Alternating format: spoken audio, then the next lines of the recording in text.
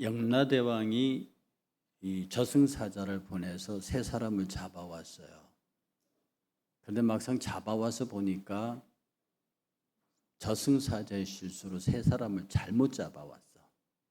그 염라대왕이 미안하니까 내가 너희들을 다시 살려보낼 테니 가서 좀 더 살다 오너라.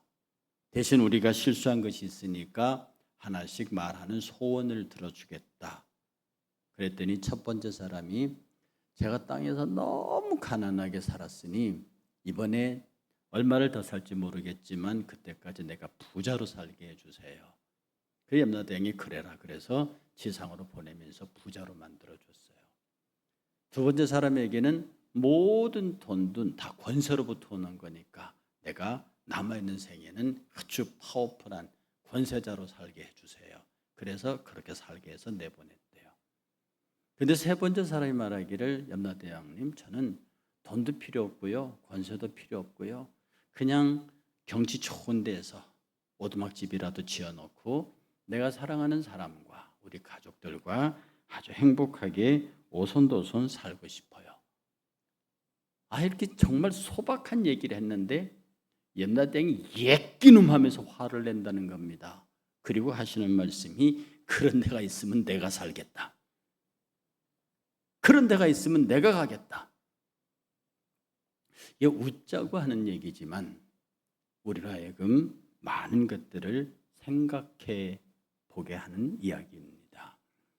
우리 주변은요, 우리가 보기에 큰 부자도 아니고 대단한 사람도 아닌데 아주 가정에 문제 없이 행복하게 오손도손 잘 살아 보이는 사람들이 있습니다.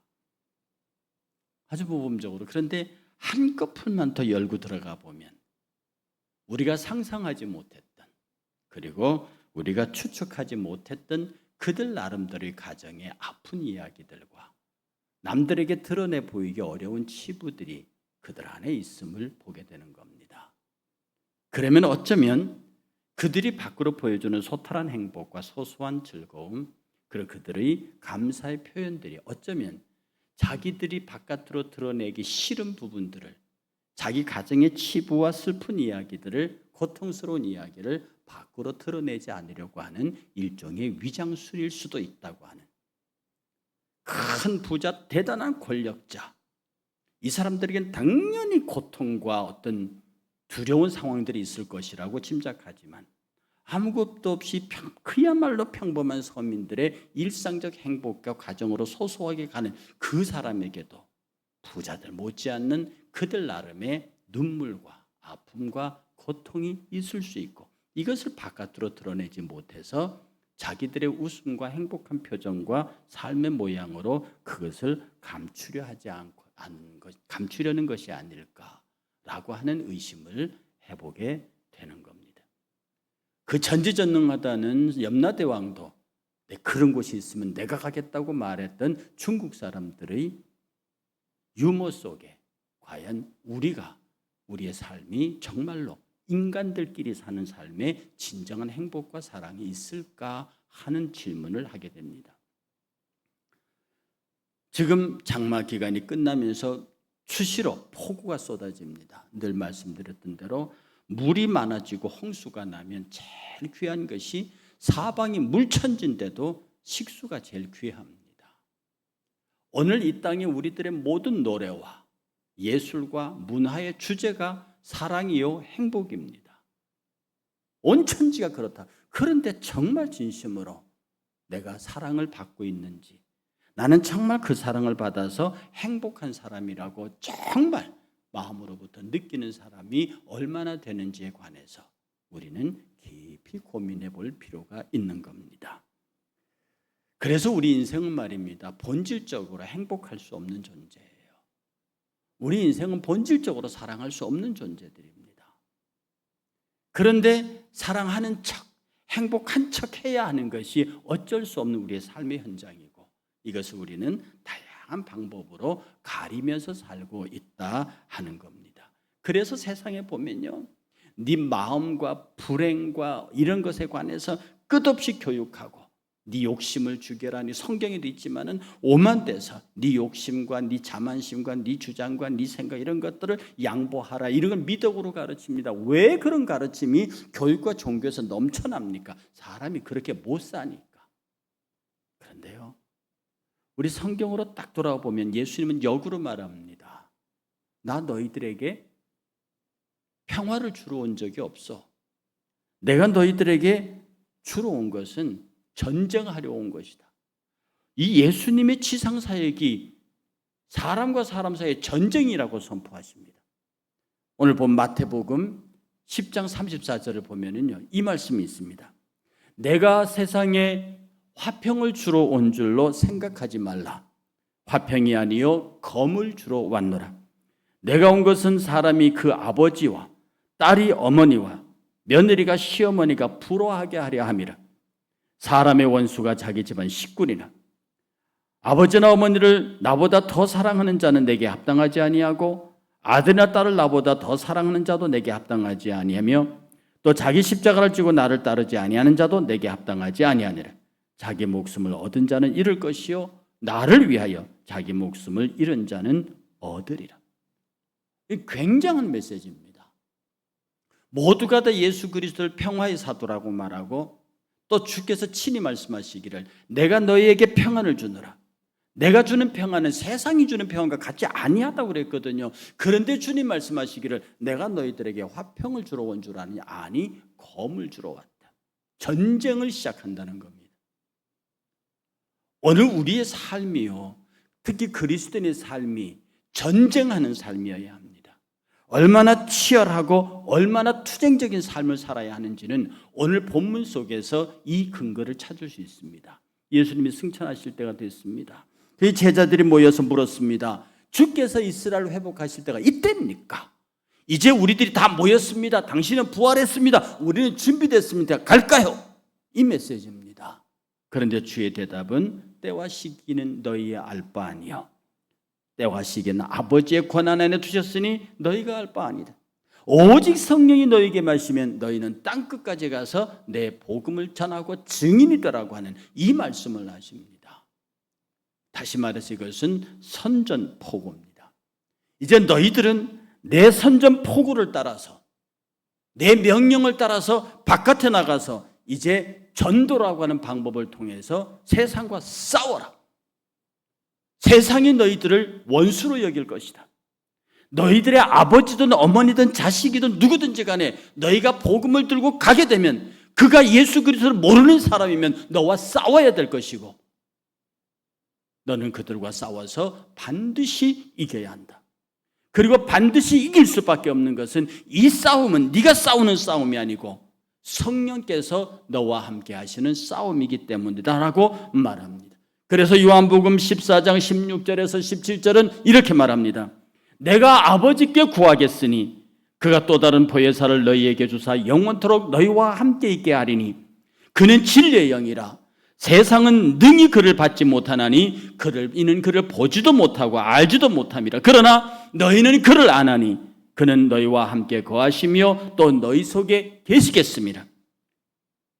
14장 26절은요. 보혜사 곧 아버지께서 내 이름으로 보내실 성령 그가 너희에게 모든 것을 가르치시고 내가 너희에게 말한 모든 것을 생각나게 하리라. 평안을 너희에게 끼치노니 곧 나의 평안을 너희에게 주노라. 내가 너희에게 주는 것은 세상이 주는 것 같지 아니하니라. 너희는 마음에 근심하지도 말고 두려워하지도 말라. 라는 메시지는요, 내가 너에게 주는 평안은 아버지하고 잘 지내라, 시어머니가 며느리가 잘 지내라, 딸과 아들이 어머니가 잘 지내라, 이 메시지가 아닙니다. 이 평안이 아닙니다.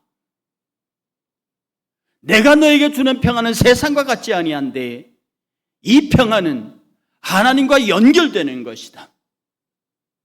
하나님과 연결이 끊어졌던 것을 회복하는 것이다. 하나님과의 관계를 회복하는 것이다. 내가 너에게 평안을 끼치노니 이 평안은 세상이 소위 말하는 평화, 세상이 말하는 평안이 아니다. 내가 너에게 주는 것은 이 평안은 하나님과 연결되는 것이다. 하나님과 연결됐는지 확인하라. 너희가 하나님과 연결되는 순간에 너희는 마음에 근심하지 말라. 하나님을 믿으니 또 나를 믿으라. 나와 내가 연결되는 순간에, 너와 내가 연결되는 순간에 하늘로부터 무한히 공급되는 모든 것으로 너희의 삶이 유지될 것이다. 이 메시지입니다. 그러므로 이것이 저와 여러분들의 모든 삶의 전쟁으로 나타난다는 겁니다. 보혜사란 뜻이 돕는 자란 뜻이거든요. 성령께서는 돕는 자입니다. 하와라는 이름의 뜻이 돕는 자란 말입니다. 여자가 남자보다 못한 존재가 아닙니다. 마치 보혜사 성령이 성부 하나님보다 못난 존재가 아니듯이 두 분은 권세와 영광이 같으신 분입니다. 그런데 그 성령의 사역에 돕는 역사입니다. 그가 우리에게 오셔서 우리의 모든 믿음의 거룩한 전쟁, 믿음의 성전을 수행하는 데 있어서 그가 친히 그 전쟁을 주도하십니다. 이것이 얼마나 놀라운 사실인데요. 그러므로 내가 저와 여러분들의 삶 속에서 정말 내가 평안하냐 라고 하는 것은 우리 집에 아무 일이 없고 내가 행복하냐는 뜻이 아닙니다. 네가 평안하냐라는 메시지는 네가 지금 하나님과 연결되어 있느냐, 너의 생각이 하나님과 연결되어 있고 너의 말이 하나님과 연결되어 있고 너의 행동이 하나님과 연결되어 있느냐, 하나님과 연결되어 있느냐. 하나님과 연결된 사람은 평안한 사람이요, 하나님과 연결되면 그 마음속에 평강이 있는 사람이요, 그 마음속에 평강이 있는 사람이 비로소 모든 사람들과 그 평강을 공유함으로 평화로운 사회를 만들 수 있다고 하는 겁니다. 우리 주의 전쟁은요, 이 복음 전도 전쟁은요, 평화를 만드는 전쟁입니다. 이 복음 전도 전쟁은요, 내 어머니, 아버지, 아들과 딸이 하나님과 연결되는 겁니다. 그렇게 만드는 겁니다. 하나님과 연결되는 순간에 나도 하나님과 연결됐기 때문에 나와 내 가족이 하나님과 연결되는 공동체가 됩니다. 이게 교회입니다. 이게 평화의 공동체란 말입니다. 세상이 만들어낸 평화는 협잡입니다. 세상이 만드는 평화는 기술적인 겁니다. 세상이 만든 평화는 이익을 위한 겁니다. 그러나 우리가 만드는 평화는 예수 그리스도 안에서 그가 만드신 평화입니다. 내가 하나님과 연결됨으로 이루어졌다는 겁니다. 여러분은 스스로 생각해야 됩니다. 나는 어떻게 정말 하나님과 연결됐는가? 여러분이 하나님과 연결됐다는 사실을 확인하는 길은 딱 두 가지입니다. 세 가지입니다. 하나는 지금 여러분들이 예수의 복음을 전파하고 있느냐, 또 하나의 증거는 뭐냐면 내가 예수의 재림을 기다리고 있느냐, 그리고 마지막 세 번째가 뭐냐면 내가 이 모든 일의 증인이냐 하는 겁니다. 내가 지금 믿음의 거룩한 싸움을 싸우고 있다. 내가 하나님의 주시는 평안을 누리고 이 평안을 모든 사람들에게 공유하기 위해서 나는 우리 집의 아들, 딸에게, 우리 부모에게 내가 그를 진심으로 사랑함으로 그에게 복음을 전했느냐. 이건 전쟁입니다.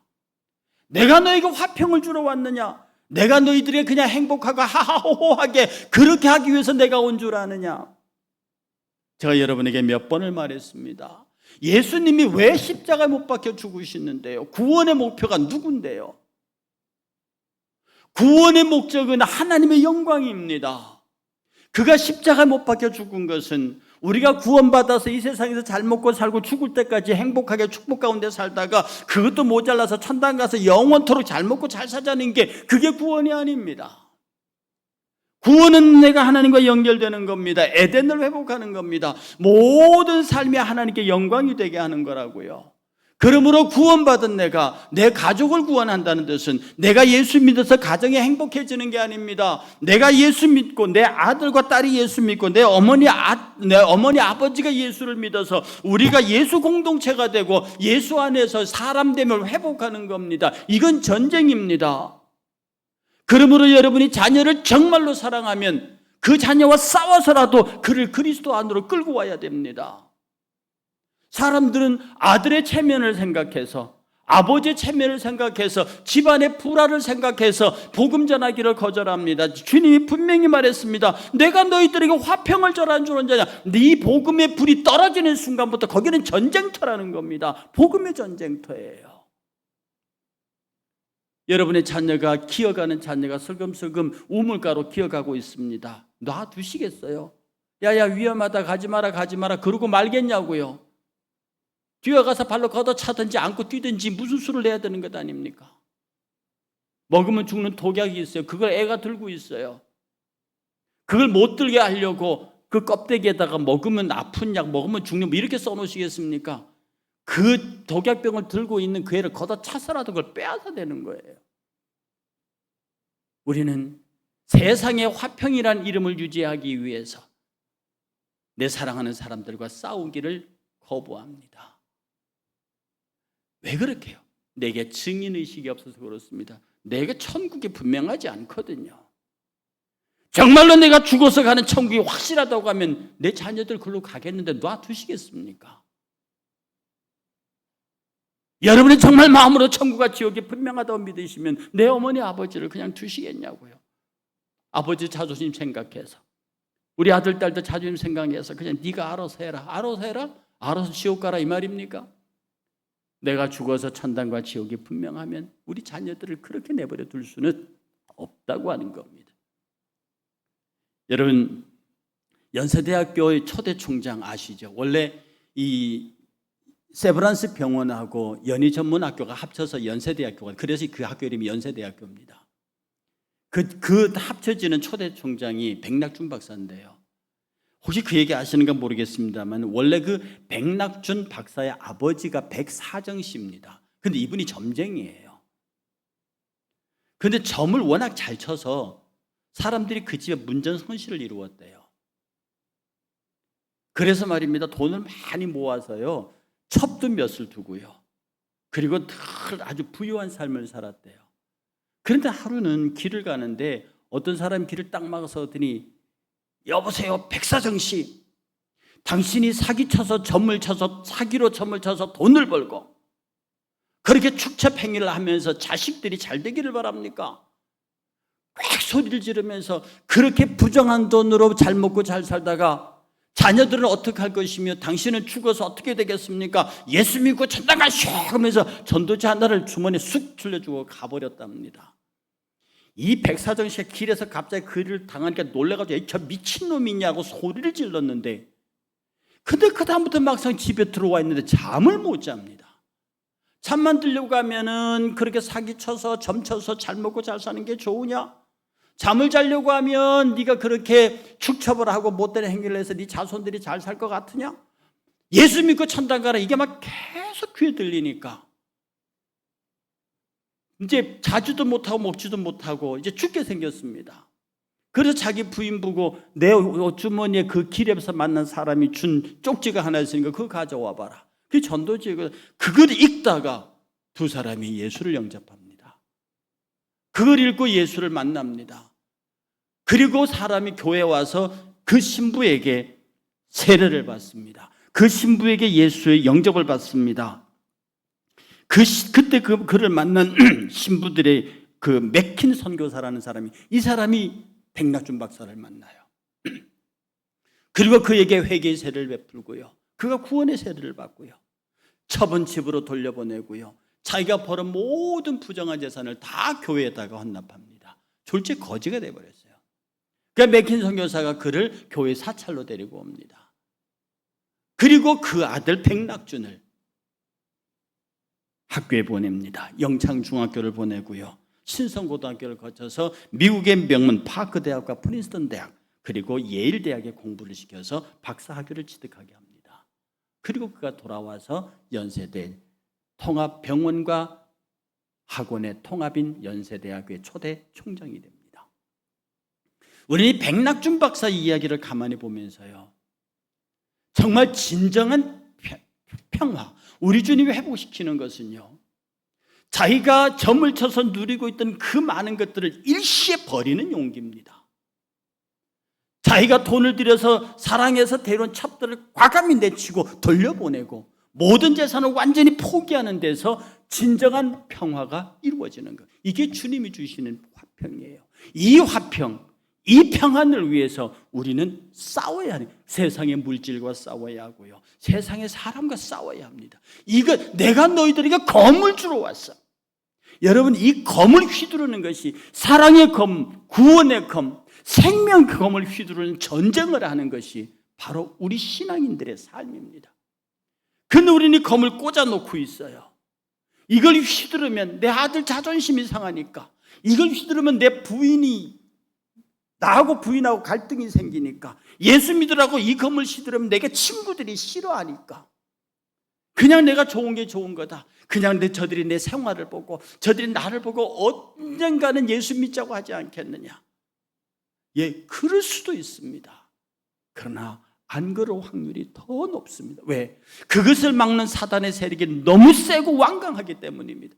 사단은 마치 우는 사자와 같이 한 사람도 예수에게 돌아서지 못하도록, 아니 예수에게 있는 사람도 어떻게든 끌어내려 자기와 함께 영원한 멸망의 구덩이로 가게 하기 위해서 우리 십자가 군대의 군기를 흩으려고 하고 대를 흩으려고 하고 우리에게 점점 자존심을 넣고 우리에게 점점 더 자긍심을 넣어서 내게 점점 더 인격적인 이야기를 집어넣어서 내 인격 때문에, 내 자존심 때문에, 내 아들과 내 주변 사랑하는 사람들의 인격과 자존심 때문에 내가 정말로 단순하게 예수 믿으라는 소리를 못합니다. 관계를 유지하기 위해서. 여러분, 그렇게 우리 어머니, 아버지, 우리의 자녀들은 지옥 갑니다. 여러분들은 천당과 지옥을 알면서 그러실 수 있습니까? 우리는 말입니다, 영적 전쟁을 수행하고 있습니다.